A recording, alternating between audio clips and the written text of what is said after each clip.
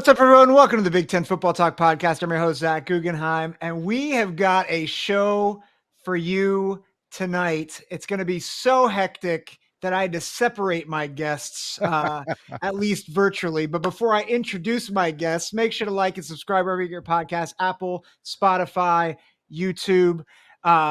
Definitely leave comments, reviews.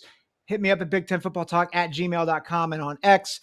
But you know, to my left, Eric Boggs has been on our show several times. Buckeye Boggs, as he's affectionately known as, on the OHIO podcast. He's helped spearhead the College Huddle.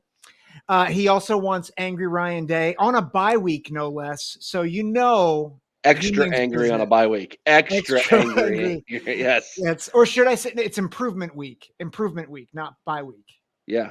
Yeah. Yeah. So, but no days off. No days off. No days off. But I have another esteemed gentleman who has never been on the show.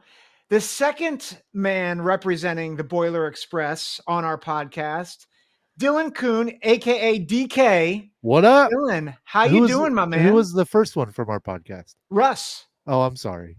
That's no. tough. Russ was great. He was awake long enough. I mean, the nursing home goes lights out at 9. So I mean, I didn't know he'd be up that late. Good for him. I guess his nurses are giving him some leeway. Oh, no, I'm good, man. Happy to be here. Finally, happy to see you, Guggenheim. I love saying your name. I could say it all day long and never get tired of it. So on the other show I'm on, Big Ten Huddle, I have to hold back a laugh every time you comment. I love the name Guggenheim the live chat. It's German. I guess it's German, right? Yes, it literally. Yeah, Kuhn is very not much nearly as fun to say though. It's just one nothing to it. Yeah, Guggenheim's way funner. Well, and it's I haven't done a lot of the research, but it means home of Guggen because Heim means home. So I love Guggen. I'll tell you that much. There we go. So we're 2 minutes in, and I hope for those of you who are listening, you're like, this is going to be a different show. And Eric, how are we doing? I know last time we chatted, your voice was a little scratchy, but how are we doing tonight? Doing much better. So, yeah, I mean, you brought two guys who infamously JR will not invite back to the Big Ten Huddle together. So I'm not sure you know what you're doing, Zach, but for those of you who are expecting us to give you some in-depth Big Ten knowledge, not here. Go ahead and just realize that this is going to be like nothing you've ever heard or seen before. It's going to be beautiful. I believe in redemption stories, so we're gonna redeem this thing, or we're gonna crash and burn. It's gonna the last time I was on the huddle was with casual Big Ten Kent, and we were on there for 2 hours. So we got down to an hour and a half, and I said, JR, what's the longest huddle you've ever had? And he's like, 1 hour and 45. I said, we're doing 2, big dog. Let's do it. Oh man. Well, I'm not gonna do that here. I respect Guggenheim. I'm not gonna do it here. Maybe. Oh man. Well, thankfully there are some games that probably don't warrant a full amount of analysis. Michigan. Yeah, well, so we'll get to that. Michigan, we'll start right there. 12 o'clock Big Ten Network, Arkansas State, 2-0 Arkansas State takes on number 17 Michigan, 1-on-1, obviously reeling off that blowout loss last week. Michigan's still a 23.5-point favorite. Here's what we're going to do. I'll bounce different. Each game I'll kind of bounce either to Eric or DK, and then I'll bounce it over to the other, and then I'll kind of give my thoughts on it, and then we'll keep moving. So Boggsy, since you have a disdain for this particular opponent, what do you think is going to happen in this game? What's a key to the game? Yeah, obviously Michigan is going to win by a bunch now because they actually have a head coach. Until today, they officially didn't have a head coach. So Sharon Moore signed his contract to be a head coach as of today. So I am only going to assume that all is right in Ann Arbor, right? I mean, this is exactly what they wanted. So at least they're going to have that much right going on in the game. Now, as far as quarterback is concerned, Still don't think they're going to have much there, but I don't think you're going to need much of a quarterback in a game like this. Sharon Moore has not hidden the fact, Zach, that he wants to win, very similar to how they won last year, and that is run the football and play a great defense. The only problem is you have 5 new offensive linemen up front, and you have a new quarterback, and you have probably the most overrated running back in all of college football in Donovan Edwards. And that's not a hot take. That is not a hot take. That is fact. That is fact. I'm getting choked up just talking about how bad they are. So that all things considered, it is Arkansas State. It's not even Kansas. It's not That's a even good Arkansas. that's a good Les Miles Arkansas reference State. right there. So I mean, they're going to win handily. They're going to be angry. They're going to be upset, and they got to give this fan base a reason to jump back on the hype train. So, Yep. here you go. All right. Score prediction at all, or I would say 35 to, I don't know. I'll give them like 10 or something. okay? So you got to cover. Yeah, they'll cover. Yeah. Okay. DK, how about you? What do you think about this game? I'll give Michigan the win, 49-3. Give them a field goal, or we could have an Appalachian State little run back here, which would be awesome for the chaos that is college football. But yeah, I mean, that's crazy that Sharon Moore is just now getting paid. I mean, well, I'm sure he's getting paid, but he's a contract Right. just now. And they're supposed to be like one of the blue blood, programs in the country, and you're doing business like that. What are we doing up there? Anyway, You're making sure that if the NCAA came down on you, you didn't owe him money. Well, I only hope they take away that 2021 Big Ten championship, and then Purdue becomes the 2021 Big Ten champions. Hang the banner, Hang buddy. it, dude. I was there. Now I can be able to tell my grandkids I saw Purdue win a Big Ten title in football. Seen it plenty of times in basketball, but this is a football program. But so I'm more than stoked to have that. I'll do the Colts AFC finalist banner in a second. If that means I don't know how we'll hang banners in Ross-Ade. There's no roof, but they're engineers. They'll figure it out. That's true. Yeah, they'll find a way. But yeah, so Michigan's obviously going to win. Unfortunately, I would love to see them lose. That'd be great, but I think they'll come out with the win. So I think Michigan wins. Obviously, I have a feeling that Michigan fans are going to be mad after this game because I think they're going to be slower. I think there's some issues with the offense and the offensive line that I'm concerned about, and I think Donovan Edwards, I think, is being misused. I think, to your point, Eric, and I just think it's going to be a little bit more sluggish than they want, even with a team with Arkansas State. Fresno State, I think I just saw that they allowed more offensive points to the team they just played than Michigan, and it was not a good team. I forget which team it was. And I think Michigan's offense against Texas was abysmal. I'm not comparing Arkansas State to Texas by any means. Right. I got 27-6. I don't think they cover. I think they're going to feel a little frustrated knowing that USC comes to town next week.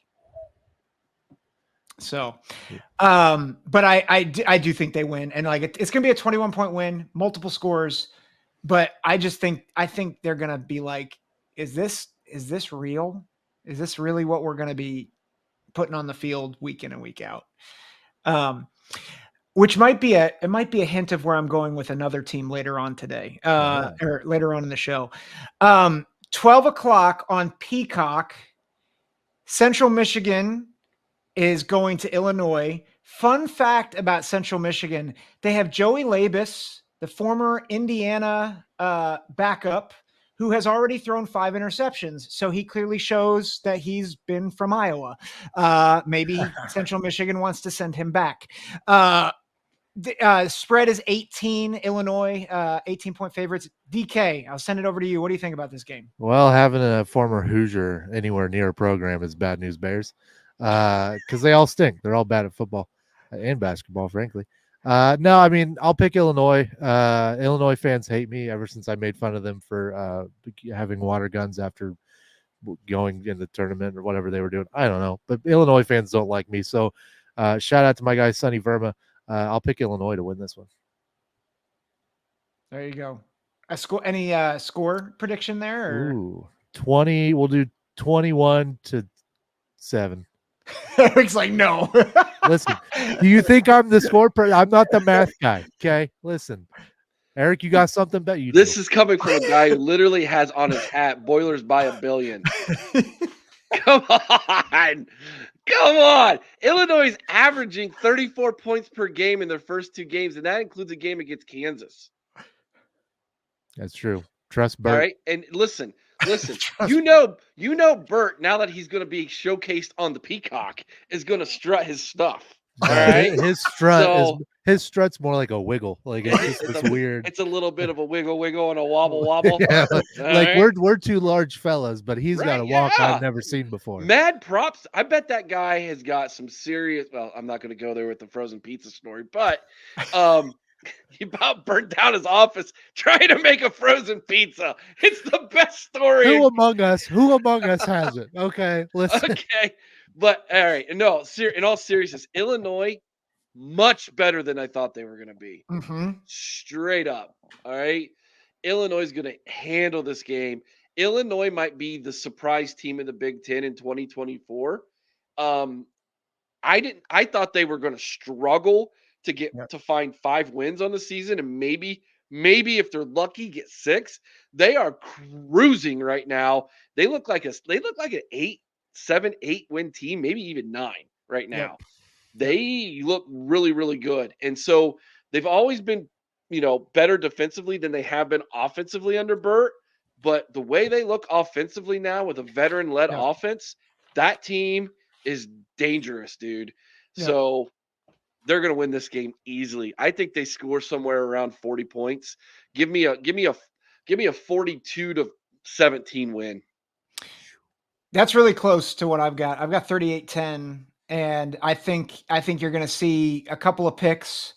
That secondary, Xavier Scott was I don't know if the Big Ten named him this, but he had to have been the defensive player of the week. Unbelievable he was, game. Touchdown, sack, 2 picks. I mean, he played out of his mind. Miles Scott, who's also in that secondary, had a pick. This is, I think 38-10. I think it could be worse than that too. But yeah, I think here, and going to your point, sets up a amazing Friday night game next Friday, Nebraska, Illinois. Yeah. Ooh. Might be a battle of 2 top 25 teams. Patrick Mahomes Jr.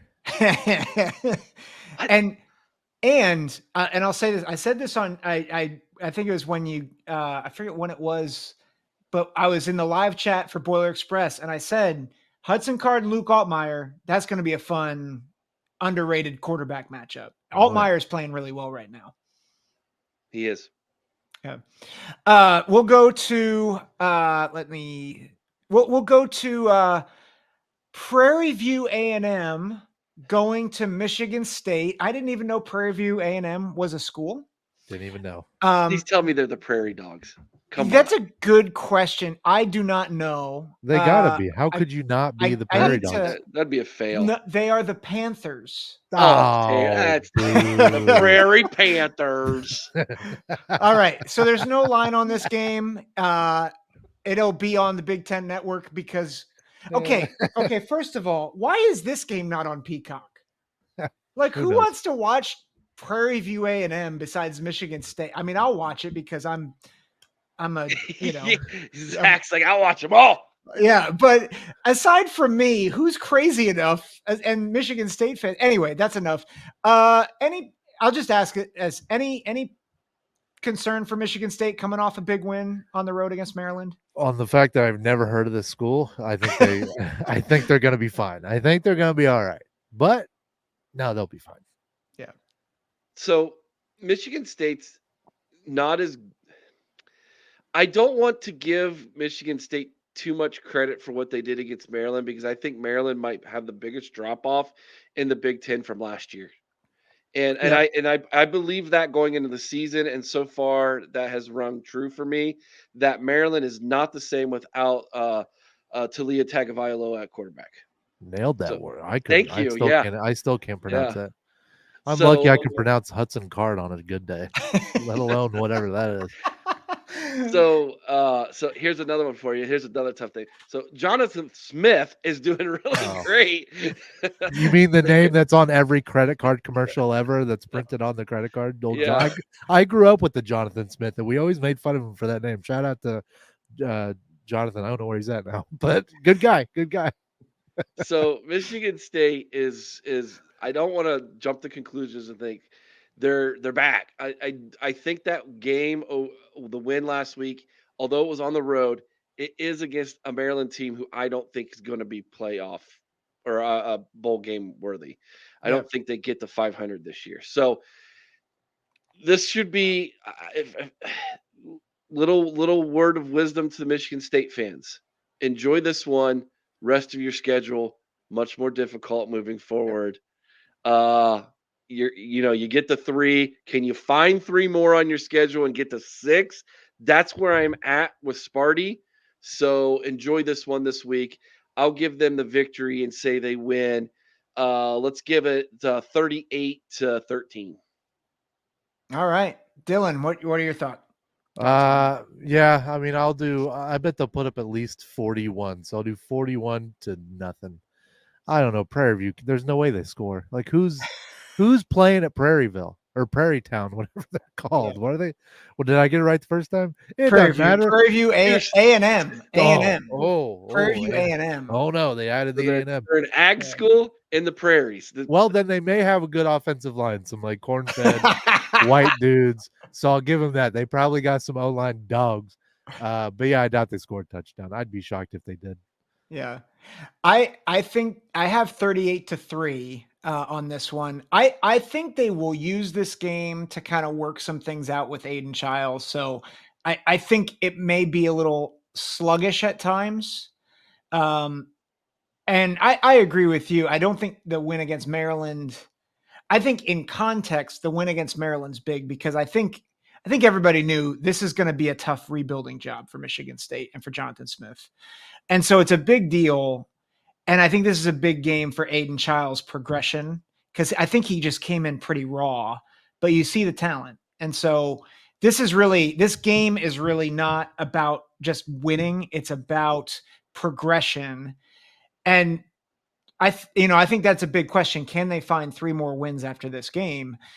That it'll be interesting to see what they do next week against Boston College. I wouldn't pick them to win it, but how overhyped is Boston College because of a big win over not so good Florida State right now? Well, Boston College has got a big one this week too against Nebraska. No, who they play this week?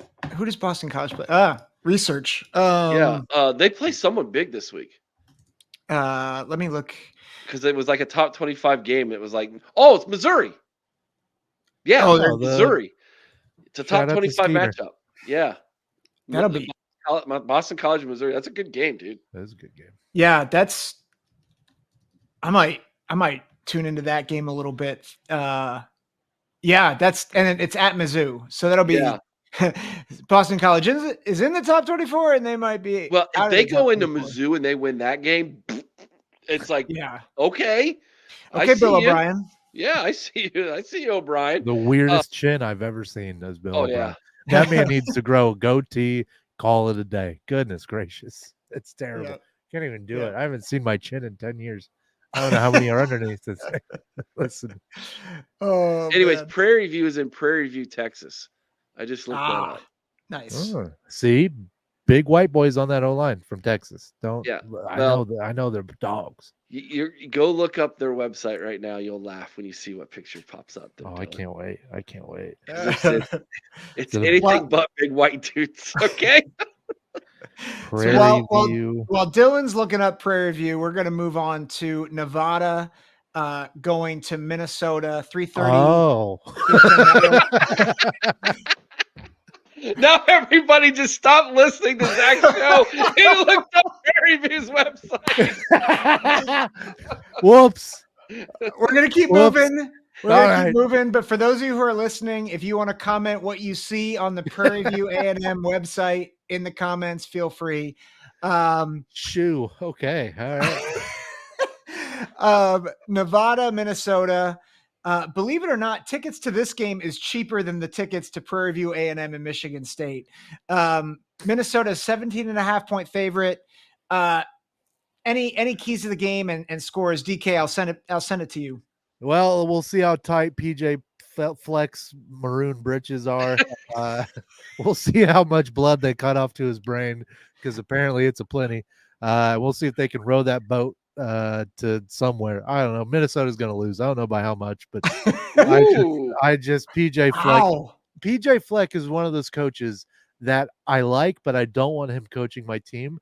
But I like having him in the Big Ten so I can look at him and his quarter zip with the shirt and tie underneath it and just laugh at him. I just don't, because if he came to Purdue and put a boat oar on our helmets, I'd raise all sorts of cane. I'd be so mad. And then they got Ski U-Ma, they got Row the Boat, they got Golden Gophers, they got all these gimmicks. I mean, it's just, give it a break. He, at the end of the elite, apparently elite's his favorite word. Pat McAfee said on his show about a year or so ago that when the people at the offices look at you, they say, have an elite day. It's a cult. I mean, it's cult behavior. No, I don't know.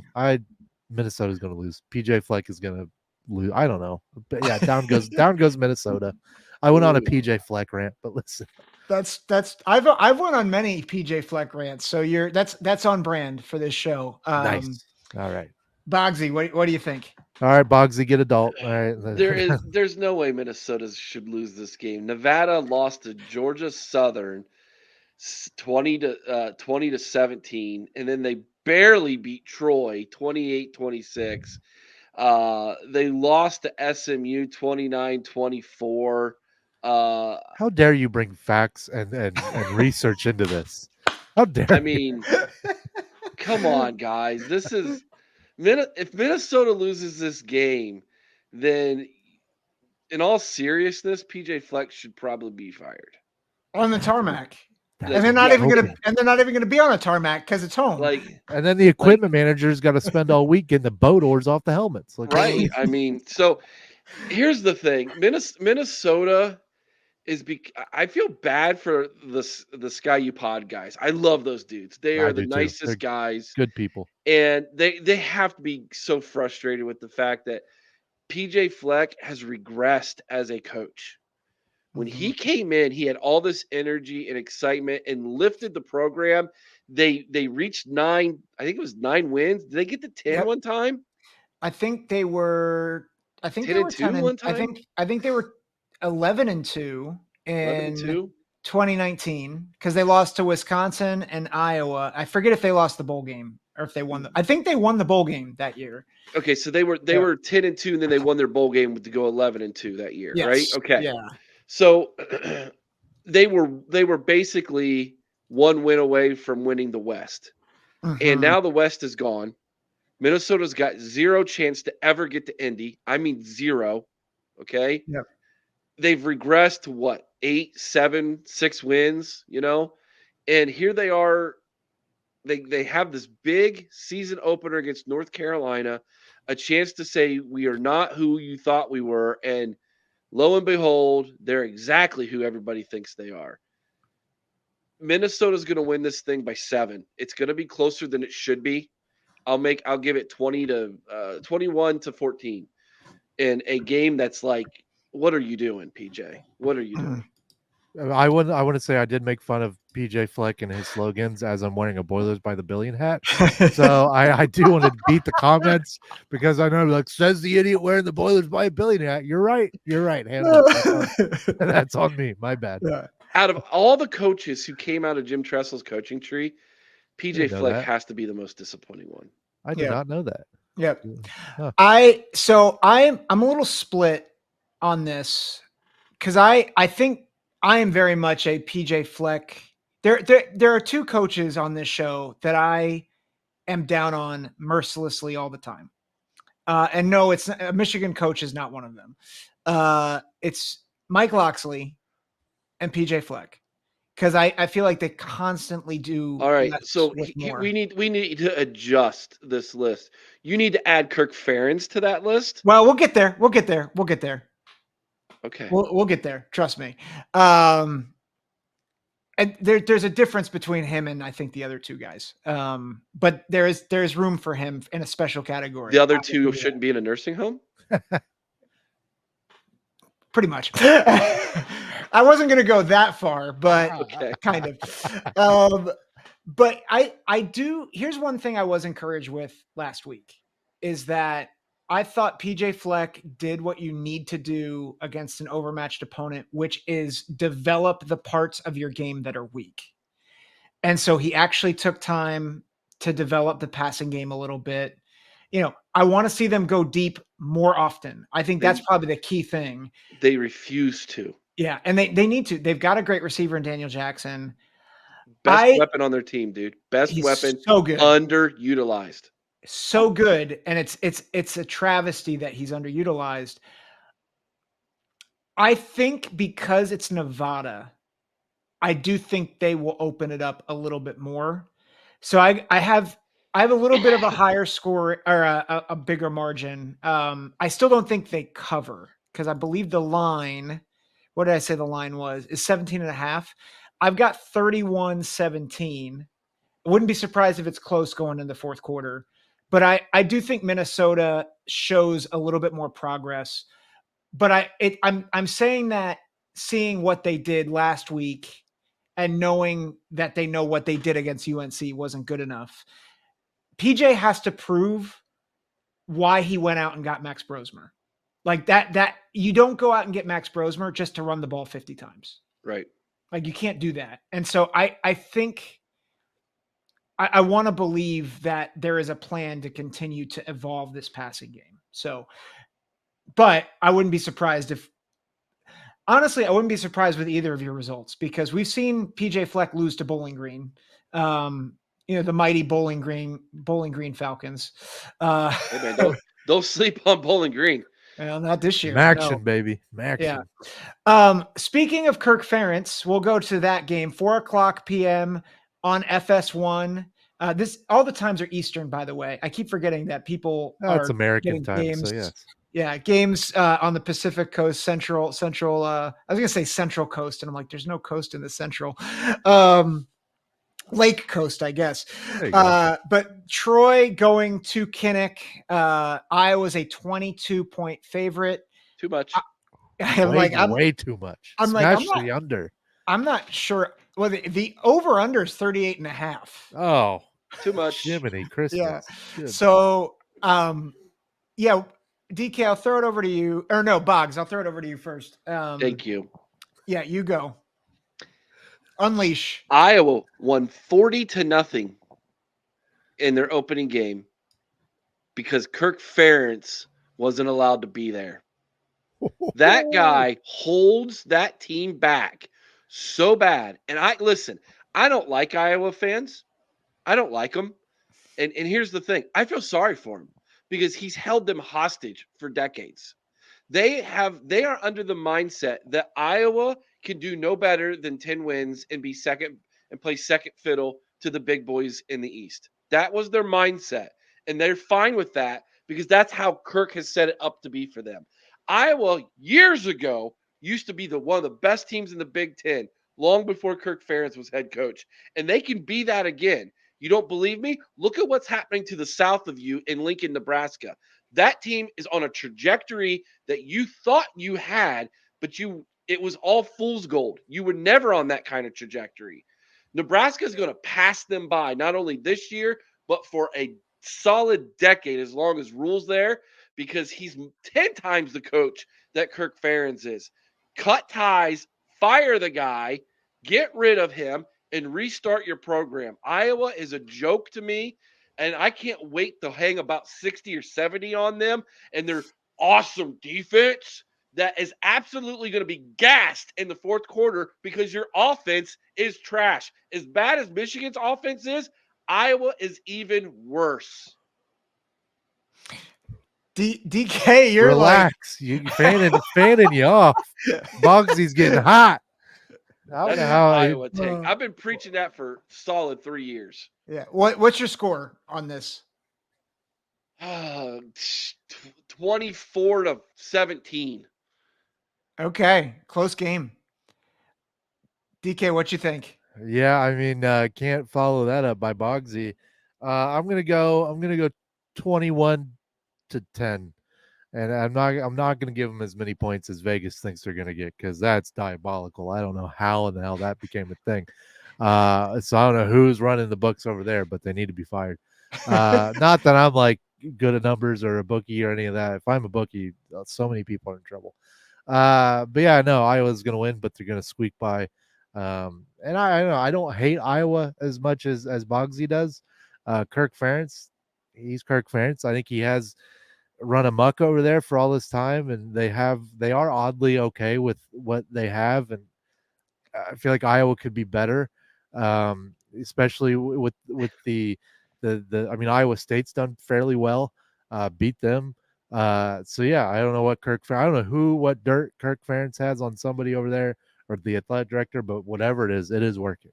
They're gonna put a statue up of Kirk Ferentz outside of Kinnick Stadium, and it's gonna be the most mediocre statue of all time. Is it gonna be Wow. like? Have you seen the Allen Iverson statue outside of the practice facility where it's like that big? It's probably be something like that.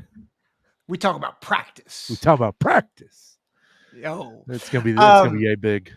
So I'm gonna be I'm gonna disagree a little bit here with you guys. Oh, listen to you pander to those Iowa fans, Zach. Go No, ahead. no. So here's the thing. I think we're gonna get a little bit of fool's gold in this game. So I'm not gonna pander. I think it's gonna look.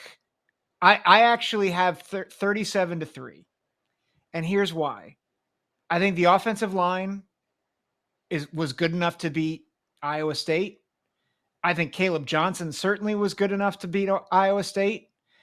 I think the defense was gassed because Cade McNamara stunk it up in the second half. I think because the line and the running game, and I think because McNamara looked, he looked sharp in the first half, and he looked sharp in the second half against Illinois State. I think he probably gets a half where he does well, and then he'll revert. But I just don't think Troy has anything like Iowa State has pretty good playmakers, like legit guys that are going to give everybody a problem in the Big 12. And so I don't think Troy's going to score much. I have them getting a field goal, and I think Iowa will pound them, pound the rock, and it'll make it look like they have an offense. And then they'll play Minnesota next week, and we'll have a mid off. So I'm not, preseason I had Minnesota beating Iowa. I don't know if I agree with that take anymore, but we'll see. I want to see both these games, but I think we're going to get some fool's gold with Iowa Troy this week. So, but I could also see, 7-3 with two safeties. We could see that. That'd be awesome. That hasn't happened before, has it? Sign me up. 6-4 back in 2004, Penn State, Iowa. Good time. Oof. Let's get away from this. Northern Iowa takes on number 23 Nebraska. Speaking of Lincoln, Nebraska, 7:30 p.m. on the Big Ten Network. There is no line in this game. Typically, there's no line until later in the week with these games with FCS opponents. Northern Iowa is not a bad FCS team. So like this, this might the home be of one Kurt Warner. I think so. Wasn't that Northern Iowa that he played for? I believe so. Yeah. So yeah, Kurt Warner. They had a first round offensive lineman. I think Pennings. JR mentioned him last night or on Tuesday night. And, so they have talent. This will be the best team Nebraska has faced thus far. Like better than UTEP, easily better than, that might be misspeaking it too much. Yeah, I'll say they're better than Colorado because Colorado's a train wreck right now. So real bad. Yeah. So, DK, I'll go to you. Who you got? I like the cut of Patrick Mahomes Jr.'s jib. I like the way he does things.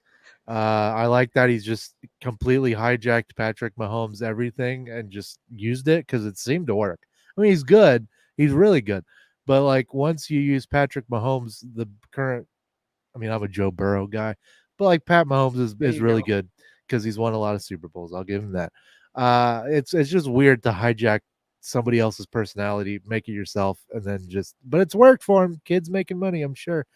Yeah, I mean, Nebraska's gonna win this. Is it at Nebraska? I take it. I'd assume. Yeah, in Lincoln. Lincoln was electric against Colorado, and it seemed to work. And I think when Nebraska's good, they have one of the most like passionate fan bases you can come across. It's just the poor sons of guns needed to find a team. And Matt Rule, I think, has the ability to do that. And I kind of hope he does, because I feel like the Big Ten as a conference is better when Nebraska's good. And so it adds a little bit more competition for you freaking Buckeyes. But yeah, Nebraska's going to win by a lot. Patrick Mahomes Jr., Dylan's also are pure athletes. We all know this. Dylan Raiola, Dylan Thieneman at Purdue, myself, retired athlete. Just pure athleticism that you've never seen before in Dylan's in the Big Ten. So, yeah, I mean, Nebraska's going to win for sure. There you go. Boggsy, what do you think? I've been drinking the Ross-Ade. I ain't gonna lie. There you go. That guy, I love listening to that guy talk. He's so genuine. He's the most genuine coach in the Big Ten. I like literally, I think how he presents himself to the public is exactly who he is in private. He's the exact same person. That's what I get from him. Mm-hmm. And I think he's getting from his team what he's done in the past. UMass, Baylor, now Nebraska, year 2, big difference, right? And then by year 3, they're challenging for a championship. I think he's on the exact same trajectory in Lincoln. I really do.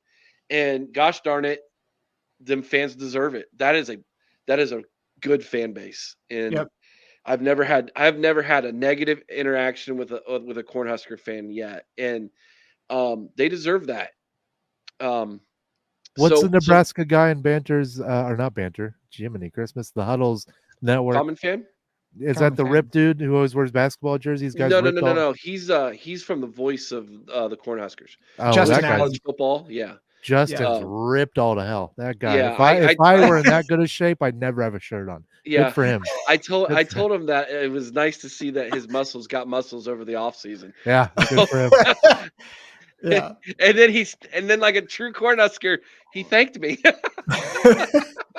But thank you, I appreciate it. Yeah, but here's the thing. They were almost bowl eligible last year, and they had like the worst turnover margin in college football. Yep. All they had to do was clean that up, and they were going to improve because they've got a really good defense. And they've done clean that up, and now they've got a bona fide superstar at quarterback that the offense has galvanized around and believe in. Nebraska's going to win this thing big, 52-3. Ooh. Big win. Half a hundo. Yeah. They call that a burger in the streets. Nebraska is for real setting up that huge Week 4 game between 2 undefeated teams in Nebraska and Illinois. That's gonna be a fun game. That's gonna be a really fun game. I don't have nearly as high of a score, but I do think it's a blowout. I've got 35-10. And I think for a lot of the reasons that you guys are talking about, I think home atmosphere, I think the lines have really improved. I think their defense is great. Tommy Hill had a great game against Colorado. And I think Dylan Raiola, like, they're smartly using him, right? Like, they're not putting too much on him, but he has certainly elevated them as well. Like, and I think it's easy to put too much on a young quarterback. They have not done that with him. And I agree. I think Rule, he's a genuine coach and he's a great coach. And as soon as they hired him, I'm like, he's the anti-Scott Frost. Like, yeah. And I said it on this show, year 1, it's going to be rough because it's year 1 and you have to change the culture. Yeah. Year 2, it's going to be different. And everybody before that was saying, well, it's Nebraska. They're not going to get their act together. I'm like, it's a different coach and he's changing the culture. And that's what we're seeing. So I agree. I think Nebraska wins big, 35-10. Can I put a tinfoil hat on for you real fast? Oh, please do. You get 2 minutes. I'm putting a cap on it. So 2 minutes. Go. I just wrote an article about who the 3 biggest names in the coaching carousel will be this offseason. Okay. 1, you've got the Iowa State coach, Matt Campbell. Campbell. 2, let's go down the Ole Miss, go down to the SIP, right? That fella, right? Lane Kiffin. Lane Kiffin. Number 3, let's go over to Happy Valley, Penn State, Ooh. James Franklin. Do you know where Matt Rule's alma mater is? Penn State. Penn State. Penn State's going to pull the trigger, fire James Franklin, or and ask James Franklin to leave. James Franklin's going to go for an SEC job or something like that. Thinking they're going to think they're going to get Matt Rule. Matt Rule's going to say no, thank you. I'm staying in Lincoln. Ooh, clip that. Penn State, what are you doing? The only thing I think the buyout's too much. Not if he leaves on his own. That's fair. That's fair. That's a good one, Boggs. That big brain Boggs. What SEC? What SEC school? I think James Franklin is SEC. He wants to go back to the SEC. I think he would like to go back to the SEC. Even though he's from Pennsylvania. What's he done? He had more. I feel like he had more success at Vanderbilt than he's had at Penn State. Vandy. Yeah, I can see it. I mean, do you see him going to Auburn? Auburn. See, I think that's the Auburn. I think was an attractive job. It's been run into the ground, and I'm not sure. I'm not sure if it's gonna ever be what it was. At least with Texas and Oklahoma. What if Notre Dame pulls the trigger and fires Freeman, James Franklin to Notre Dame? Can you recruit better at Notre Dame than Penn State? My answer to that is probably no. But, you have some more advantages at Notre Dame than what you have at Penn State. Number 1, location. Yeah. Penn State's incredibly hard to get to, location-wise. More than Indiana, you think? Well, yeah. Bloomington stinks. South Bend from Indianapolis is not that far when you fly into Indy. Okay, I see. Who's flying? We driving around here, brother. I'm just throwing it. I'm just throwing it out there. Yeah, and I'm just pushing. I don't know. I'm pushing back not because I'm like you're wrong. I'm pushing. I don't see how James Franklin can go 9-3, 10-2 again. Not go to the if he doesn't make it to CFP.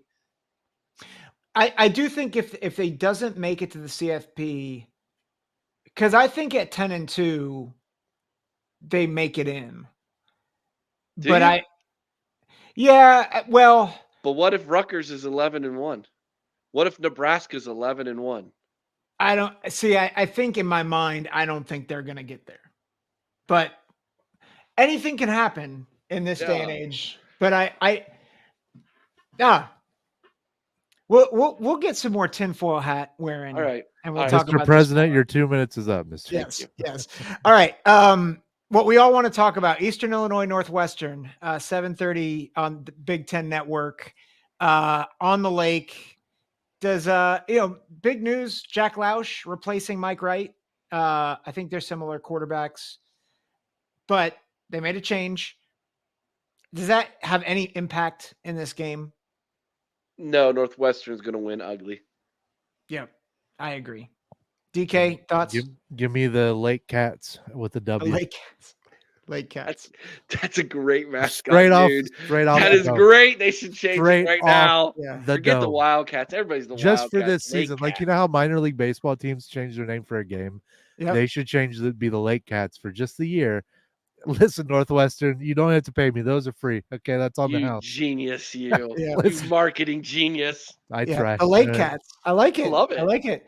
Yeah, I have 23-9, ugly win, but I think they get the win. And they work out, I think, some things on offense with the new quarterback. Like I wouldn't say it's going to be pretty, but I think they'll work on some things with The Louch. way they lost that game last Friday to Duke was very disheartening. Yes. Yeah. Yeah. So I think Lujan hopefully gets on track as a play caller again.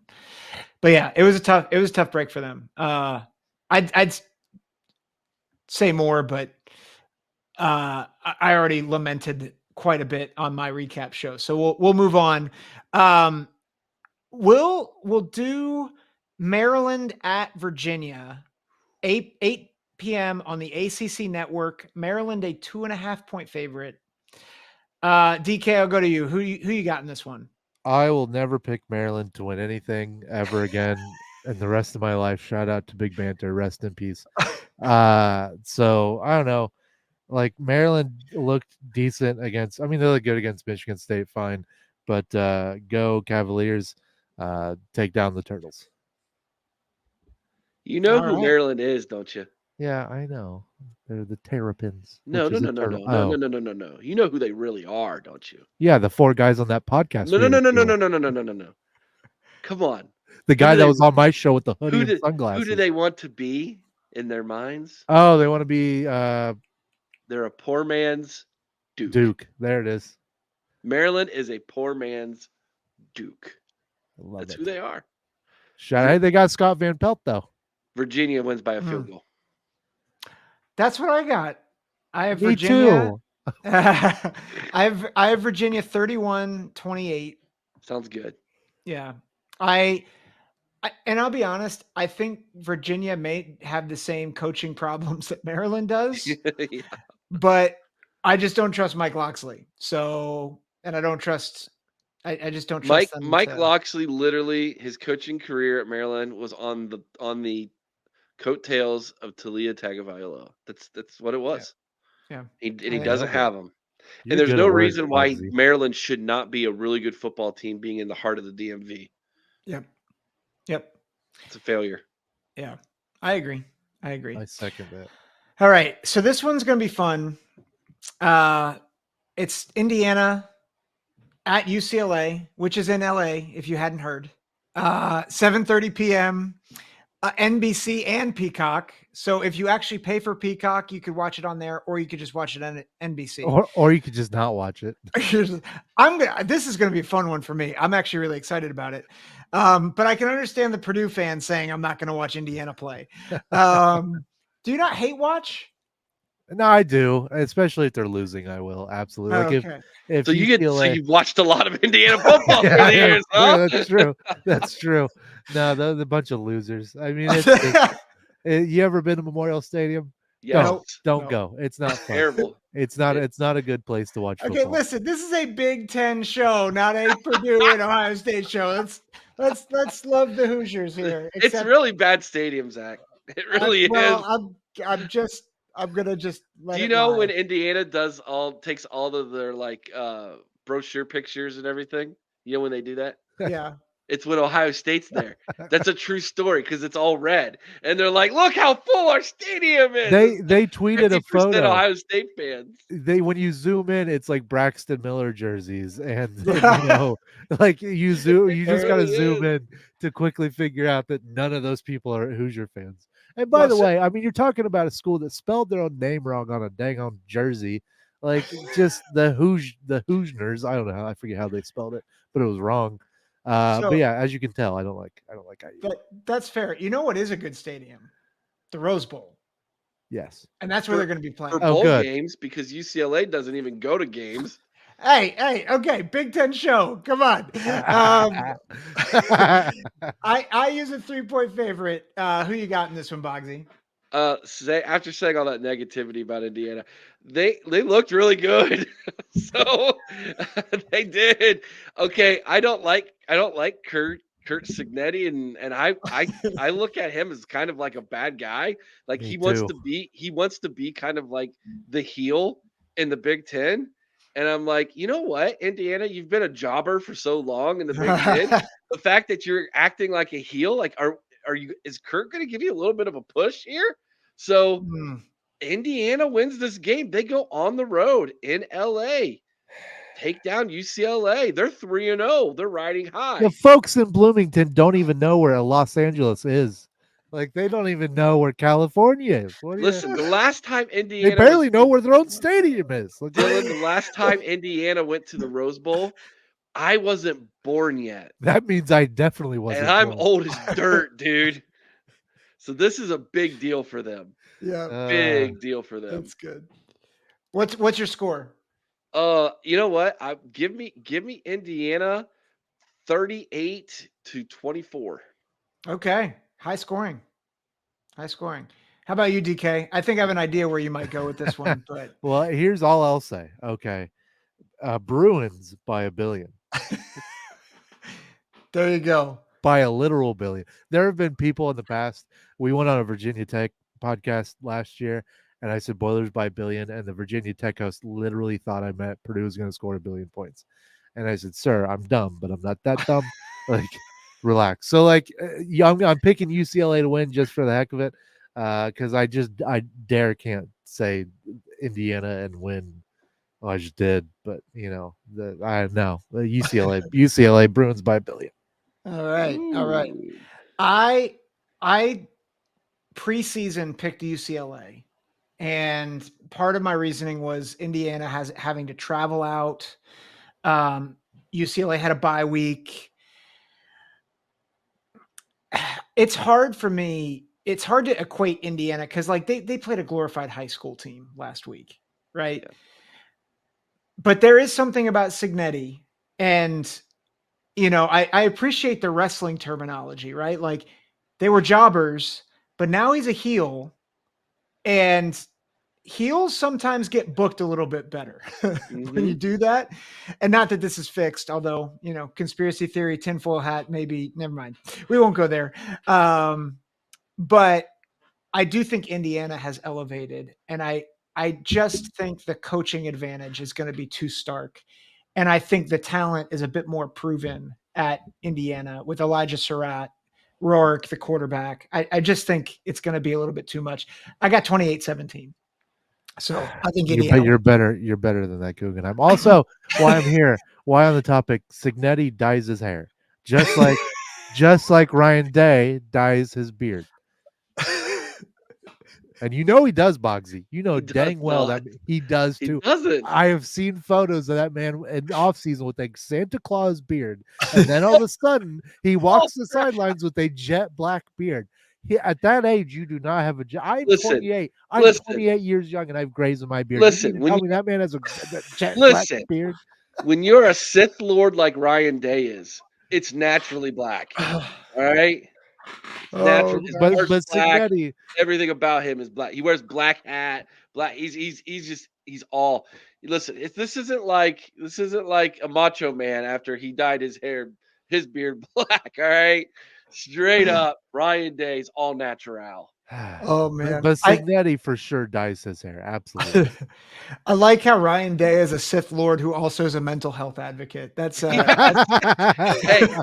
I saw Darth Vader on YouTube as a doctor the other day. So Rest in peace, Darth Vader. Rest in pease. Yeah, rest in peace, James Earl Jones, who passed away. Yes. I had no idea he graduated from the University of Michigan. I did not know that. Ooh. I'm Michigan, not James Earl Jones. I am booing. Well, Michigan. I was gonna say, I will say, like, as a Ohio State guy, I'm often trashing, not on the show, but in life, trashing Michigan. But I will say, I like James Earl Jones, phenomenal actor, phenomenal voice, and he was a real one. And rest in peace, James Earl Jones. 93. I hope I see 53, let alone 93. I'm just gonna move us on. 3:30 p.m. I don't know why this game is on Peacock and only Peacock, but Washington State, Washington, the Apple Cup, big rivalry game, and it's on Peacock. It just blows my mind. Washington, a 4.5-point favorite. It is at Washington, which I think is a big deal. DK, who you got in this one? Gonna go with the dogs, the Huskies. Dogs. Strictly because I love their mascot, because dogs are the best. And couldn't tell you one thing about Washington State. Shout out to Ryan Leaf. But but yeah, we're gonna go Washington 28-17. Okay. All right. Boggsy. So, if this game was at Washington State, I might flip my decision. So I'm going to go ahead and say Washington wins by a field goal in a close game, but do not count out the fact that Washington State feels like they've been stabbed in the back and they're going to take this game serious, as well as Oregon State this week. Like if I'm Washington and I'm Oregon, I'm a little bit worried about these games Yep. because I think these guys are out for blood. But because it's in Seattle, give me Washington by 3. I'm going to go 24-21. Okay. It's funny, DK, we got the same score, 28-17. Look at that. I think being at home matters. I think Jonah Coleman is the difference in this game. Like I think Will Rogers will be steady, but I think I think people have not seen Jonah Coleman, and that dude's a stud. Yeah, he's good. Really good running back, and probably one of the least known commodities to the rest of the Big Ten. And I think he has a big game. I think he's the heartbeat of this win for Washington. So I got him winning by 11. Let's go to the Civil War in Oregon. Yeah, Boggsy, Since you were there. mentioned it. Oh, Wow. Well, Boggsy, since you just got called out, before you go though, 3:30 p.m. on Fox, it is number 9 Oregon, who has dropped 2 weeks in a row in the polls, going to Oregon State. Oregon is a 16-point favorite. ooh. Who you got in this one, Boggsy? Speaking of the Civil War, fun fact: my family's from Kentucky, and my dad has a letter from a relative in the Civil War, who 2 letters, one written from one brother and one from the other to their mother, which is a distant relative of ours, and one brother fought for the North, and the other one fought for the South. Oh Dang. my. Wow. Pretty cool. Anyways, that being said, if Coach Smith hadn't left Corvallis and gone to East Lansing, I think Oregon State wins this game. And even though they've looked good to start the season, Oregon has looked bad enough that they know they have to start to get this thing on track. Mm-hmm. That starts to happen this week. I have Oregon actually winning easily. I think Oregon's going to win this thing 42-17. Big win for Oregon. I think Big win for Oregon gets things kind of squared away this week. Everybody's right. kind of saying, hey, you guys are in trouble. Yep. I think Oregon is going to be ready this week. Yeah. DK, you agree? Yeah, I mean the duck kind of pissed me off all offseason with his nonsense. But yeah, I'm gonna go Oregon 31-21. And they're just ducks over beavers, even though beavers are cool too. But yeah, we're gonna go ducks. And by the way, shout out to the Belligerent Beavers podcast on the College Huddle. Those guys are great. Another great name. That and Cocaine Willie. Cocaine Willie is my favorite one. Cocaine Willie and Belligerent Beavers. If they ever went head to head, the shenanigans. I'd on buy that a T-shirt podcast, with both their names on it. Nice. So I will be honest. I am drinking the Beaver Kool-Aid this week. Woo! Ooh. And tangy. Yeah. I have been pretty concerned. Now, to be fair, Boise State is a good team. And Oregon really, they got taken to the wire by a good team last week. Idaho, I think, just beat an FBS team last week. So, like, neither team is, like, super bad that they played. But Oregon has not, like, they struggled to stop the run last week. Now, granted, Ashton Gianti is going to do that to a lot of people. But they struggled to stop the run last week. They needed 2 special team scores to win. I'm still concerned. Like, I think the offensive line has some injuries that they're still trying to figure out how to solidify that line. And at some point, unless you get solidified, you drop a game that you shouldn't. And I think this is this game. And I think to the point that you made with the Washington game, I think there's some bad blood. I think Oregon State has won games in this rivalry that they shouldn't have in the past. It's in Corvallis. And so it would not shock me if it's 42-17. Like just to be clear, like it wouldn't shock me if Oregon lights them up this week. But I just got a feeling, this isn't really straight analysis. It's more looking at the past 2 weeks and being like, I don't see improvement. I see more questions than answers. And I don't like that. And I think Oregon State pulls it off 27-24.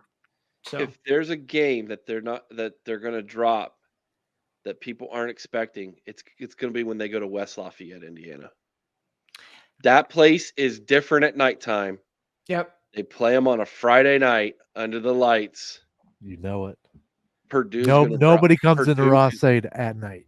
During the day, different story. At night, they're gonna have jet lag. They're gonna be like, oh, Purdue, it's another mid Big Ten team, and they're gonna get surprised. That could be the one. I did pick that preseason. Did you? Yeah. Now on the Big Ten huddle, JR made me. He was like, "I'm going to override you on it" when we did our game by game. But don't you let JR bully you. Well, it's his show, so he can do what he wants. He wasn't there for a few weeks, and Kent was there. I mean, but so that's my. But I agree. I think the travel that stretch of travel is going to be tough for Oregon too. So, but okay, so two of us have Oregon big. I do not, but we'll see what happens on Saturday. A game that I do think is going to be fairly lopsided. The big noon kickoff game, number 4 Alabama travels to Camp Randall on Fox. DK, who you got in this one? Roll Tide. It's Alabama over the Badgers. That tide's going to roll all over those hamster-looking things. I'm going Bama by a billion. Bama by a billion. They are 16-point favorites. So you're saying cover with a billion.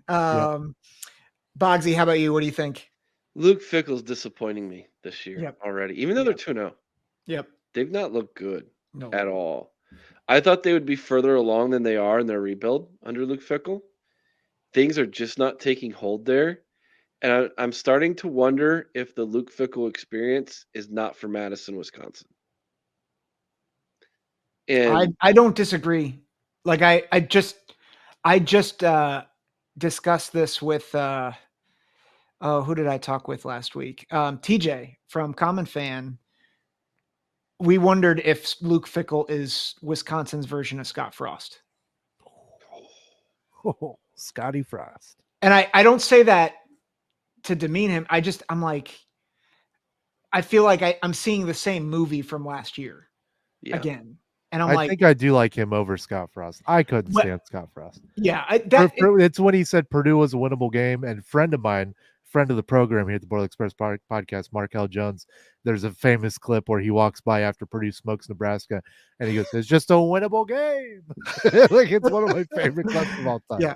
Now, to be fair, and Badger fans, I realize that that's maybe a clickbaity way to say. I'm not saying that he is Scott Frost, but I think like the hype for Luke Fickell was so high. And like you think, oh, he's going to get Wisconsin to the playoff. He's trying to change the DNA of a program. That is difficult to do. Yeah, very difficult to do. Usually, you want to tap into what the DNA is already, and then add your pizzazz to things, to what they already have. But that's the foundation that's there, and it looks like that is a much harder open heart surgery than what was expected, right? So Bama's gonna roll, I'm afraid. I don't want them to. I would love nothing more than the Badgers upset them. Get a big upset victory here over the SEC. But I haven't seen it from Wisconsin to have any confidence. I think Alabama wins this thing by 3 scores. Yeah. I think anyone out there who thinks, well, Alabama struggled against USF last week. For a while. I just want to warn you, even though it's not Nick Saban, this is what they do. they have a group of 5 game where they play with their food a little bit. Yeah. And I was like, see, Alabama's not very good. They're not very good. And then they come out and smoke a Power 5 opponent. Yeah. I have, I think, 45-13. I don't see how Wisconsin scores, which like that is when Bama starts to just take over and roll you. So like I think it could be like 35-3 at half. Like because I don't think the defense has been particularly effective. I don't think Van Dyke has been effective. The running game has struggled, which is I think that's the biggest surprise. Zach, they were losing in the fourth quarter to Western Michigan. Yeah. They're not good. Who Ohio State literally put their backups in against in the third quarter and still kept scoring. Yeah. So it's not good in Madison. Like I think there was a lot. I mean, I wasn't as high as some people coming into the season on Wisconsin, but I think I had them as 7 or 8 wins. And they are currently my second worst team in the Big Ten. yeah, in the power rankings, they're out of 18 teams. I think right now they're sitting at 16th. In the whole college huddle, right? The Big Ten, yeah. The Big Ten team power rankings in college huddle. Yeah, so, and I had them at 17th personally. So it's ugly, like 16th across the board, and like it's not good. And this would be a big way to prove us wrong, right? Right. If Wisconsin, even if they keep it close, it's like a vote of confidence to be like, okay. Well, that's what I was saying about Michigan last week. I go, if a Michigan loses this thing by one score, that's a win for them. Yeah. And that didn't happen. No. Right? No. And that's how I kind of feel about Wisconsin this week. You can keep it with it as a score, that's a dub for you guys. Ain't gonna happen. Yep. Yeah. Agreed. Let's go, I think, to maybe our game of the week, because our esteemed gentleman on the right, DK, representing the spoiler makers, getting out the sledge. This is going to be a fun one. Boggsy, don't you?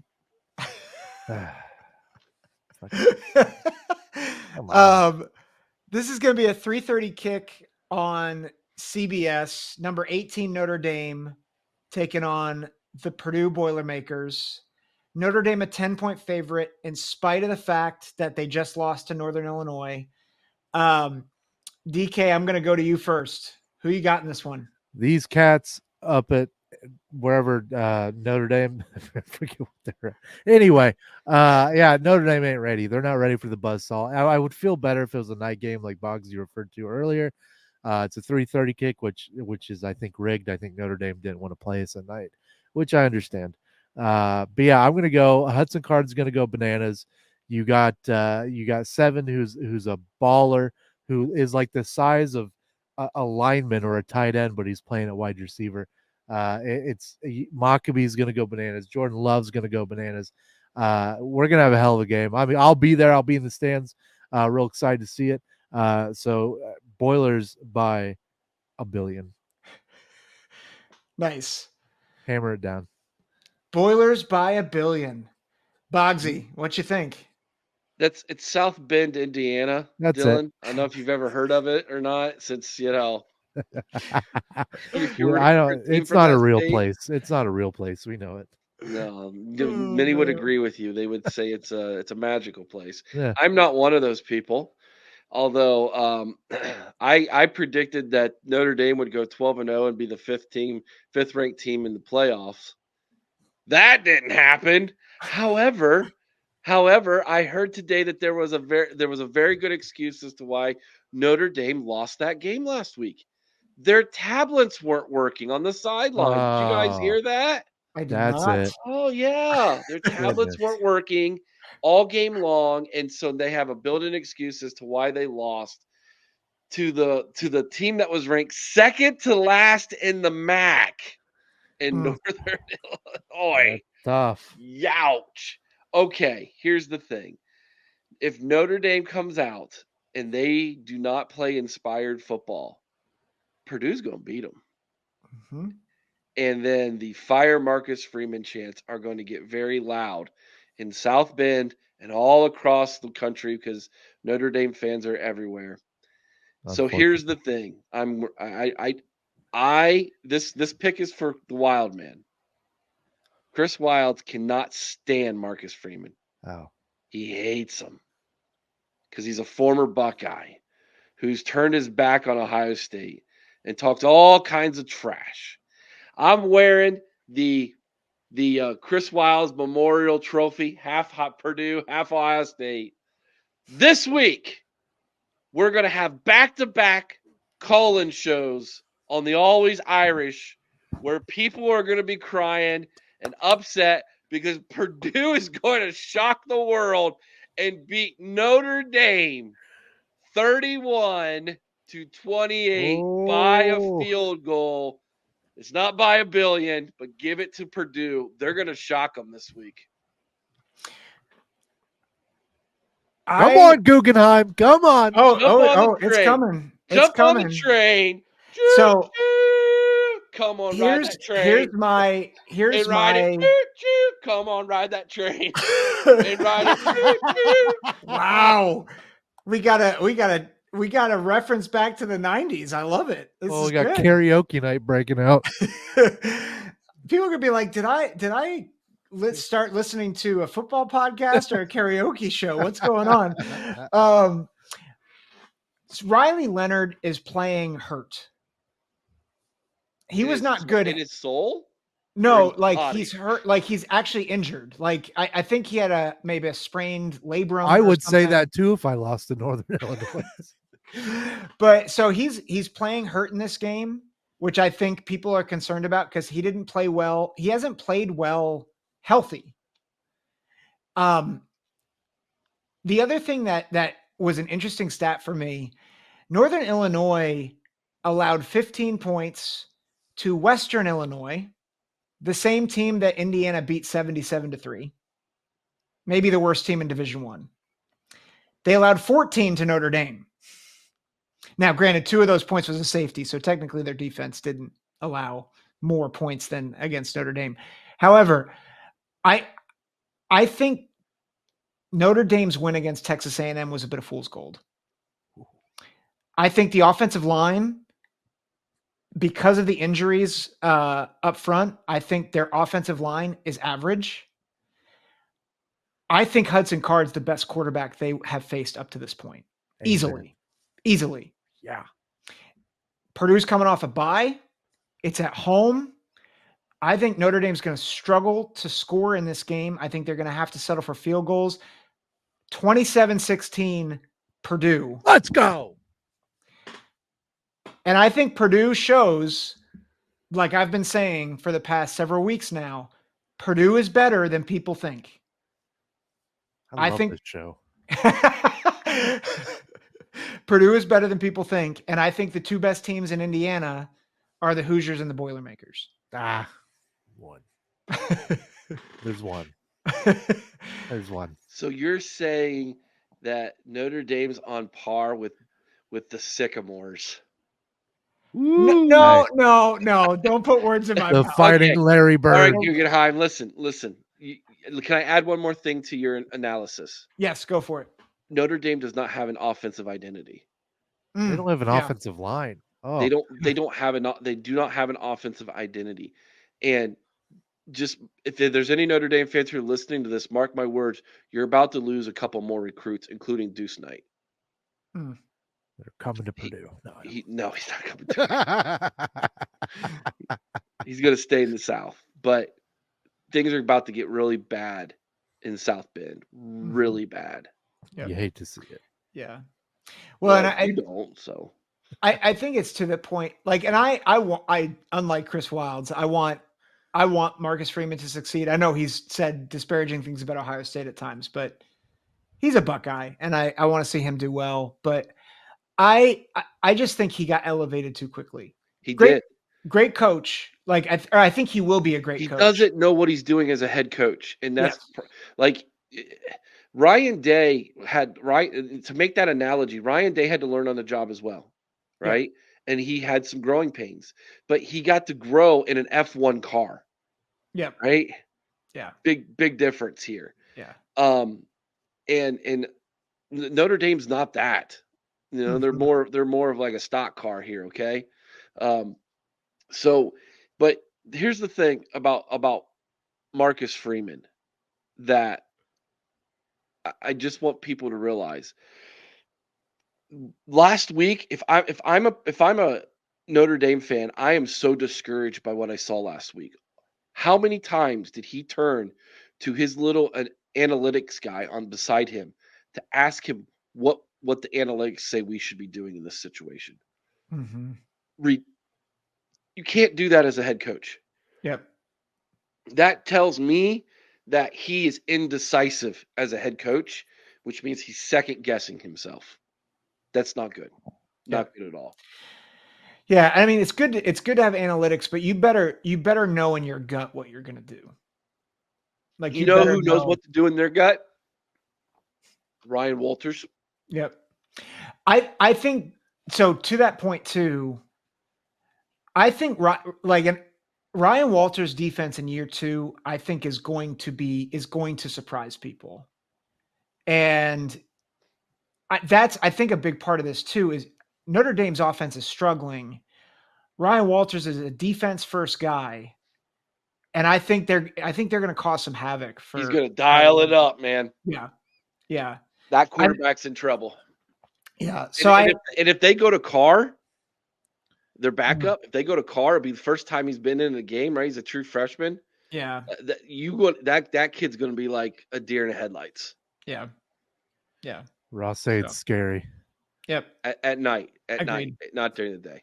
I've been there during the day. It's a lovely place. It was scary because you found out they didn't build that stadium with guys like us in mind. No, no, they Those did seats are not. not made for people like us.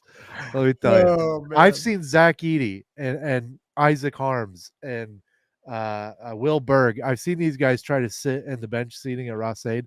Their knees face this way while their face sits this way.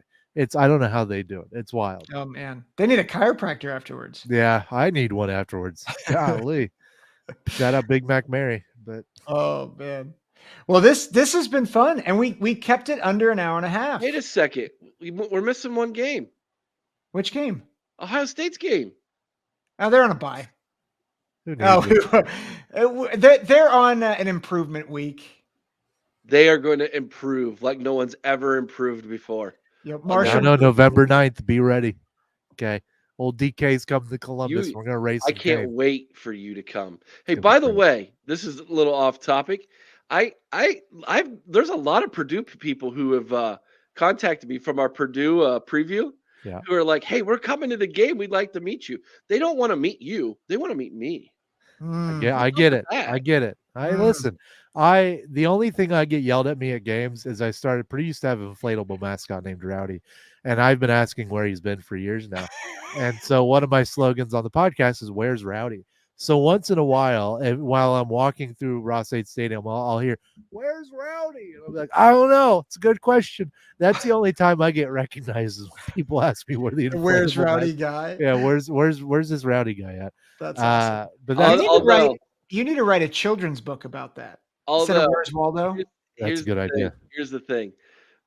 The Boilers buy a billion hats are going to start to show up at Ross-Ade now. I think that's going to be a thing, dude. Listen, yeah, I got to get it trademarked ASAP.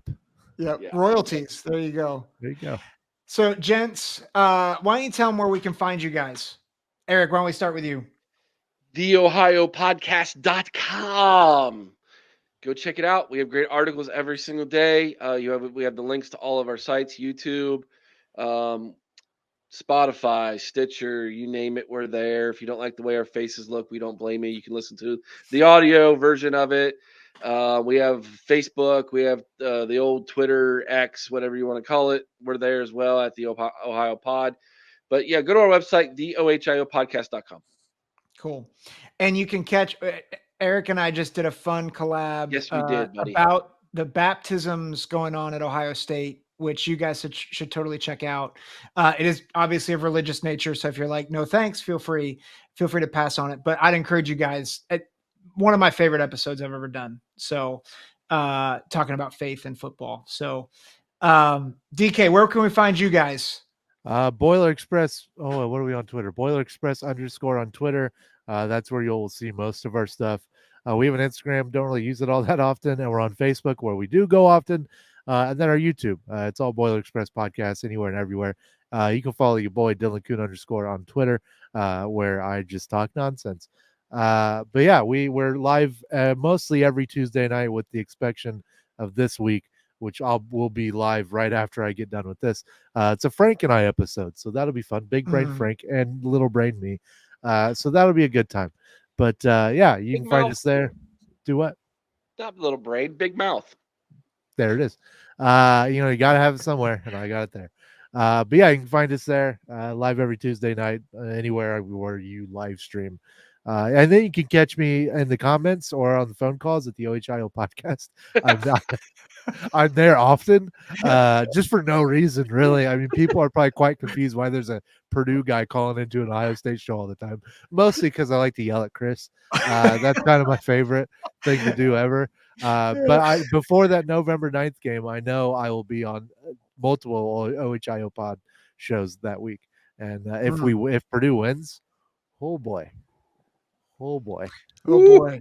Oh boy is right. Oh boy is right. Well, make sure you go follow these guys, follow their podcasts, and of course, make sure to like and subscribe here. We just hit big milestone on YouTube, 250 and counting. Let's go, Guggenheim. Hell yeah. Keep going. But really appreciate you all. Thanks for listening.